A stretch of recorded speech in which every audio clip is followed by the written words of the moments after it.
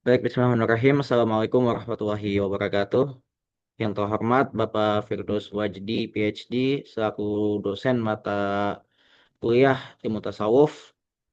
Di sini kami dari kelompok 9 akan mempresentasikan mengenai ahwal dalam ikhlas ya untuk memenuhi penugasan mata kuliah Ilmu Tasawuf. Di sini saya sebagai moderator Alif Muhammad Ridwan, rekan dan rekan saya.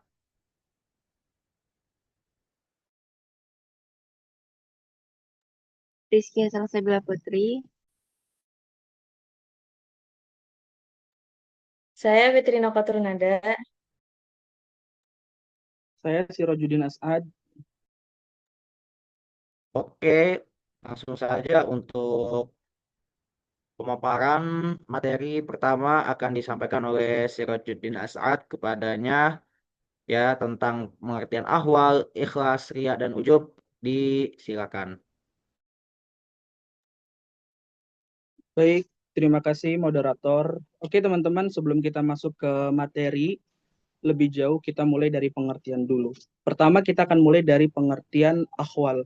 Di dalam PowerPoint sudah dijabarkan panjang kali lebar, tapi simpelnya, karena mengingat waktu yang terbatas juga, ahwal itu adalah sebuah situasi atau kondisi di dalam hati manusia yang langsung diberikan oleh Allah kepada seorang hamba atau seorang salik, seorang pencari Tuhan gitu. Jadi si ahwal ini dia tidak bisa datang melalui upaya, melalui ikhtiar seorang hamba, tidak bisa. Itu langsung diberikan oleh Allah Subhanahu wa taala. Tujuannya untuk apa? Tujuannya untuk membuat si hamba itu istiqomah. Mungkin untuk contoh bisa dijabarkan di pemaparan-pemaparan berikutnya. Yang kedua, mengenai ikhlas. Apa itu ikhlas? Ikhlas itu simpelnya kalau saya rangkum dalam PowerPoint, ikhlas itu upaya seorang hamba untuk membersihkan, memurnikan niat dalam segala amal. Sehingga niatnya itu hanya untuk Allah Subhanahu wa taala. Tidak ada lagi urusan-urusan dunia. Masalah iri, dengki itu udah tidak ada. Yang ada hanya Allah Subhanahu wa taala. Imam Al-Ghazali di situ mengatakan bahwa dalam kitabnya Ihya Ulumuddin, ketika seorang hamba berbuat sebuah amal yang mana di dalam niatnya itu ada sedikit aja, setitik aja urusan selain Allah, maka si niatnya itu tidak bermakna, amalnya itu tidak bermakna gitu teman-teman. Itu masalah ikhlas. Kemudian masalah ria. Nah, ria ini simpelnya itu kita ingin memperlihatkan amal kita kepada orang lain. Ketik ada ulama di dalam PowerPoint kalau saya tidak salah Ibnu Athaillah Sakandari, di situ dikatakan kalau kita berbuat kebajikan tidak dipuji oleh orang, kita sedih. Tapi kalau kita berbuat baik dipuji oleh orang, kita gembira, bukan main. Itu ada dalam PowerPoint. Nah itu masalah ria. Jadi kita menampakkan segala amal kita untuk dipertontonkan. Yang terakhir adalah wujub. Wujub itu adalah rasa sombong, hampir sama kayak rasa sombong, tapi tidak bisa dikatakan rasa sombong. Atau istilahnya itu simpelnya adalah dia membanggakan diri sendiri. Wah, gue luar biasa banget ya, bisa melakukan ini, bisa jadi ini, bisa ngerjain ini, gitu. Itu adalah rasa sombong. Itu sangat bahaya teman-teman. Kenapa? Karena kata ulama yang telah saya kutip di dalam kitab-kitabnya dan sudah saya masukkan juga ke dalam PowerPoint, di situ mengatakan dengan wujub ini itu akan rusak gitu amal perbuatannya. Jadi sama kayak balon, analoginya kayak balon. Balon semakin diisi angin, kalau balon kecil semakin diisi angin lama-lama pecah teman-teman. Kalau seandainya nggak pecah, semakin besar balon itu, maka semakin rawan untuk pecah karena tertusuk gitu. Semakin besar, besar memang secara kasat mata, tapi isinya kopong, isinya kosong. Itu sekilas pengertian akhwal, ikhlas, ria, dan ujub. Untuk materi selanjutnya bisa dilanjut kepada pemateri-pemateri berikutnya dan saya serahkan kepada moderator.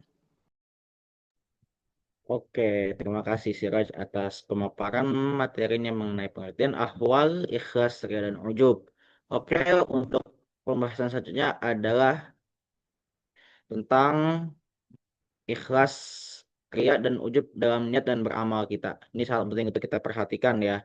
Oke, presentasi selanjutnya akan disampaikan oleh Fitrina Khotunada. Kepada Fitrina Khotunada, tafadhol, saya persilakan. Baik, terima kasih pada moderator atas waktunya. Oke, baik. Materi selanjutnya ada ikhlas, ria, dan ujub dalam niat beramal. Ikhlas, ria, dan ujub dalam niat beramal adalah konsep penting yang berkaitan dengan kualitas niat dan keikhlasan dalam beribadah dan beramal. Yang pertama itu ada ikhlas. Sebelumnya udah dijelasin ya pengertian ikhlas, ria, dan ujub.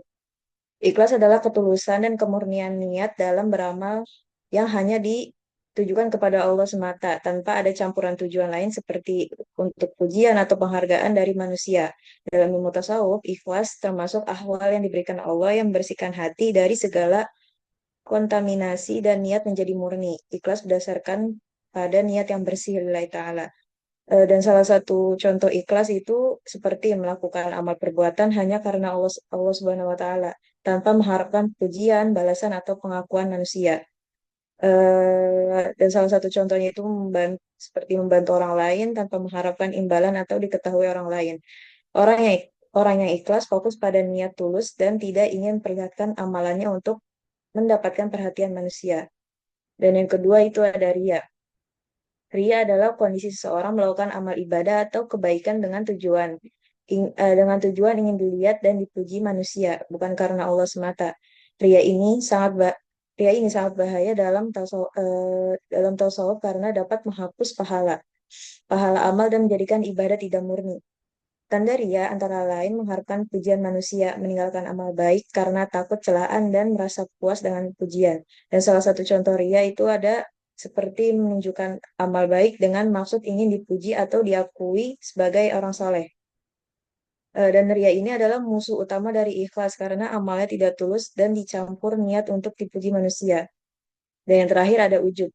Ujub adalah sikap merasa bangga atau puas diri terhadap amal dan kebaikan yang telah dilakukan, sehingga menimbulkan rasa sombong dan mengurangi nilai keikhlasan. Ujub juga dianggap penyakit hati dalam tasawuf yang menghalangi seorang dari ketundukan total kepada Allah. Dan salah satu contoh ujub yaitu merasa bangga atau sombong atas amal kebaikan yang telah dilakukan, merasa lebih baik dan superior dibandingkan orang lain karena amal yang dilakukan. Ujub ini merupakan sifat tercela yang harus dihindari karena akan menghilangkan nilai ikhlas dalam beramal. Oke, selanjutnya saya serahkan ke moderator. Baik, terima kasih atas pemaparannya dari Fitrina Khotunada. Selanjutnya adalah tentang dalil ya ikhlas ya, yang akan dibahas oleh saya sendiri. Yang pertama itu ada di Quran surat Al-Baqarah ayat 3. Wa ma umiru illa liya'budullaha mukhlishina lahuddin hunafa'a wa yuqimus shalah wa yuqimus salata wa yu'tuz zakat wa dzalika dinul qayyimah. Oke, ini yang dimana artinya mereka tidak diperintah kecuali untuk menyembah Allah dengan mengikhlaskan ketaatan kepadanya ya.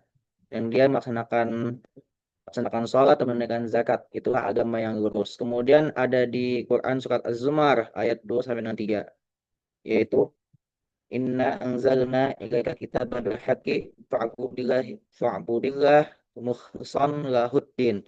Kemudian ala illahiddinul khalis, yang artinya sesungguhnya kami menurunkan kitab Al-Quran kepadamu Nabi Muhammad dengan hak atau benar, maka sembahlah Allah dengan mengikhlaskan ketaatan kepadanya. Kemudian di ayat selanjutnya adalah ketahuilah hanya Allah, hanya untuk Allah agama yang bersih, yang murni dari namanya kesyirikan. Kemudian ada di hadis surat Abu Bakrah yang berbunyi salasun la yuhilu alaihinna qalbu musliman, yakni ikhlasul amalillahi ta'ala wa wa munasahatu walatil umur Luzumu jama'atil muslimin, yaitu artinya tiga perkara yang tidak bisa dikhianati hati seorang muslim, yaitu keikhlasan amalkan Allah Subhanahu wa taala, yang kemudian saling menasihati dalam penugasan masalah dan tetapnya jamaah umat muslim. Ini menjadi dalil tentang keikhlasan yang dimana pada intinya ikhlas itu adalah di dalam hati kita dalam melakukan sesuatu, terutama amal ibadah, itu murni karena Allah Subhanahu wa Ta'ala, bersih dari segala hal apapun itu, yang dimana itu bukan orientasinya atau tujuannya kepada Allah Subhanahu wa Ta'ala. Dan di sini ada tanda-tanda orang yang ikhlas, yang mana kami mengutip dari kitab Ar-Risalah Al-Qusyairah, yang dimana terdapat 4 tanda dari orang yang ikhlas, yakni hanya fokus mencari ridha Allah Subhanahu wa Ta'ala, bukan yang lain. Seperti yang sudah dijelaskan sebelumnya, ketika kita ikhlas dalam beramal, terutama kita beribadah, itu hanya mencari ridha Allah, bukan mencari sanjungan, bukan mencari validasi, tapi fokus lillahi ta'ala di situ. Yang kedua, tidak ada perbedaan ketika melakukan sesuatu perbuatan, itu dicela maupun dipuji. Bahasa mudahnya adalah dicela tidak sakit hati, dipuji tidak merasa lebih tinggi. Jadi ketika dia melakukan sesuatu itu, jika dia murni karena Allah, maka dia akan selalu konsisten atau istiqomah dalam melakukannya, meskipun cacian menerpa ataupun pujian yang melimpah juga. Kemudian yang ketiga, merupakan amal baik yang pernah dilakukannya sendiri. Ini menandakan bahwa dia betul-betul melakukan perbuatan tersebut ikhlas karena Allah Subhanahu wa Ta'ala, yang dimana dia tidak mengharapkan balasan apapun kecuali ridhonya Allah Subhanahu wa Ta'ala. Yang kemudian yang keempat, tidak menuntut ganjaran atas kebaikan di akhirat kelak. Yang ini bermakna bahwa seorang hamba jika dia sudah ikhlas, murni, ridho lillahi ta'ala, maka ia hanya mengharapkan ridhonya Allah Subhanahu wa Ta'ala, bukan ganjaran-ganjaran, terutama ganjaran-ganjaran di dunia yang mungkin tidak sebanding dengan ridhonya Allah Subhanahu wa Ta'ala. Oke, sekarang ada pembahasan bahaya dari riya dan ujub yang akan disampaikan oleh Saudari Rizkia. Kepada Saudari Rizkia dipersilakan.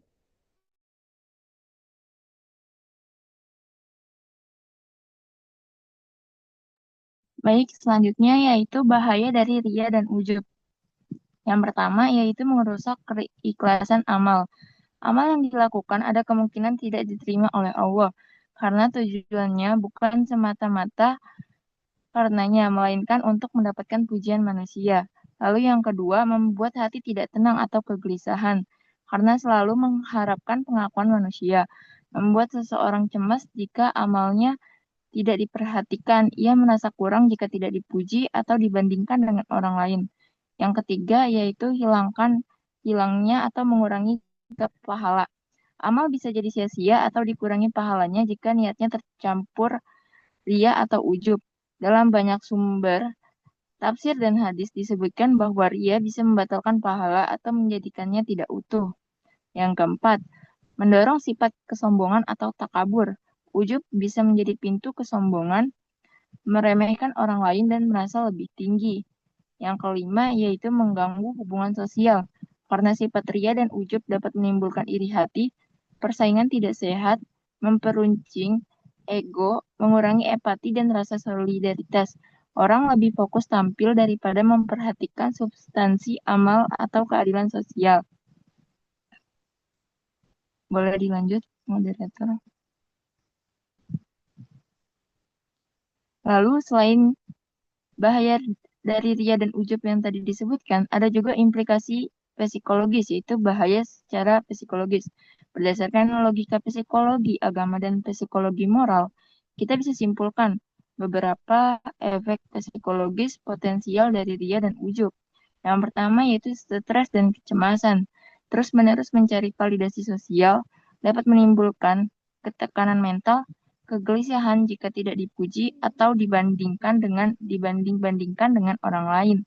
Lalu yang kedua yaitu identitas terganggu.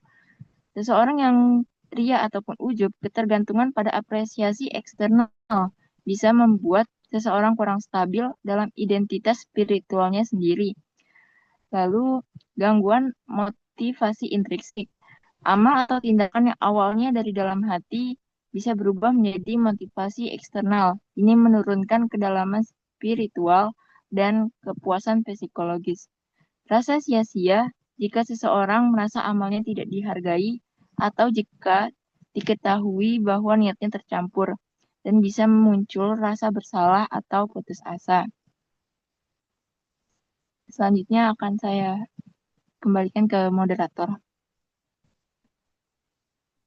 Baik, terima kasih atas pemaparannya, Saudara Rizkia. Selanjutnya adalah kesimpulan apa yang sudah kita bahas pada pertemuan kali ini. Di sini maaf ada tipe yaitu ikhlas ada fondasi diterimanya suatu amal, yaitu niat yang tulus mata-mata karena Allah Subhanahu wa taala, bukan karena yang lain. Namun kemurniannya selalu terancam oleh yang namanya ria, ya ini beramal demi pujian manusia, dan ujub, yaitu rasa bangga diri serta beramal yang merupakan Allah sebagai pemberi taufik. Kedua sifat ini adalah virus yang sangat berbahaya yang dapat menghanguskan pahala, mengeraskan hati, dan melahirkan kesombongan. Maka perjuangan terpenting bukanlah sekadar memperbanyak amal, melainkan menjaga kualitas niat atau selalu memperbarui niat dengan terus berintrospeksi diri dan memohon perlindungan Allah Subhanahu wa taala agar ibadah kita, aktivitas kita yang kita lakukan sama ini tidaklah sia-sia. Oke, ini ada referensi yang kami gunakan dalam membuat presentasi pada kali ini. Oke, kami ucapkan terima kasih pada teman-teman semua yang sudah menyimak, menonton video ini.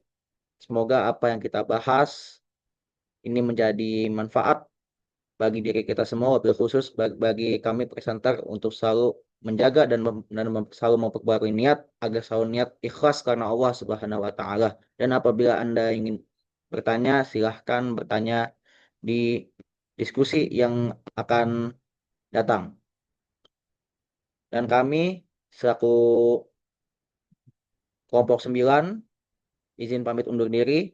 Billahi taufik wal hidayah. Assalamualaikum warahmatullahi wabarakatuh.